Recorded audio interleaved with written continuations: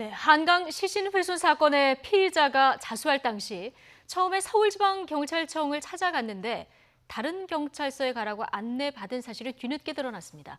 피의자를 눈앞에 두고도 놓칠 뻔한 상황이었다는 건데요. 경찰이 감찰을 진행하고 있습니다. 또 오늘 오후에는 피의자의 신상 공개 여부가 결정되는데요. 자세한 내용 취재기자 연결해서 들어보겠습니다. 김다연 기자. 네, 사회부입니다. 네, 지난 17일 새벽으로 좀 돌아가 보죠. 피의자가 이 종로경찰서 가기 전에 처음에 서울지방경찰청에 자수하러 갔었다고요? 네, 그렇습니다. 이 모텔 손님을 살해하고 시신을 훼손한 혐의를 받는 피의자 A씨는 지난 17일 새벽 서울 종로경찰서에 자수했습니다. 전날 시신 일부, 그러니까 지문을 채취할 수 있는 팔이 추가로 발견되면서 수사망이 좁혀오는 상황이었는데요. 하지만 애초 A씨가 종로서에 자수하기 전 서울지방경찰청에 먼저 갔던 것으로 드러났습니다. A씨는 새벽 1시쯤 서울지방경찰청 정문 안내실을 방문해 자수하겠다는 의사를 밝혔는데요. 하지만 당직 근무자가 종로경찰서로 가보라며 A씨를 그냥 돌려보낸 것으로 확인됐습니다.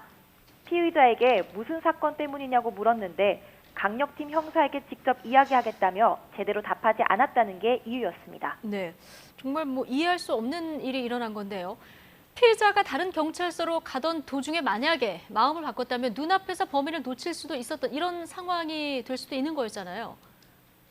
네, 말씀하신 그대로입니다. 실제로 피의자는 서울지방경찰청을 나와서 곧바로 종로경찰서로 가지 않고 5분가량 광화문 주변을 배회했습니다. 예. 다행히 그 뒤에 택시를 타고 1km 정도 떨어진 종로서로 가서 다시 자수를 했는데요. 그 사이 피의자가 생각을 바꿔 그대로 도주했다면 사건 해결이 늦어지는 건 물론 추가 범행으로 이어졌을 수도 있는 상황이었습니다.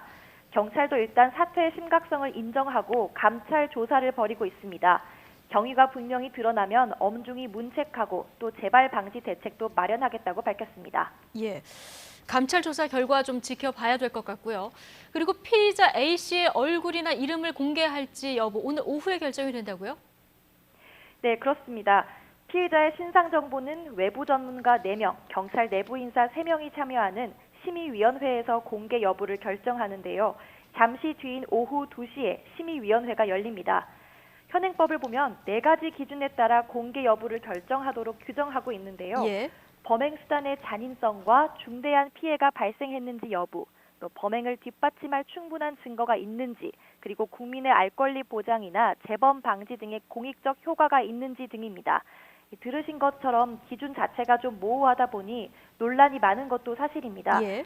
경찰은 일단 이번 사건의 경우 범행의 잔혹성 등을 고려할 때 공개 여부를 검토할 필요가 있다고 판단해 심의위원회를 열기로 했습니다. 예.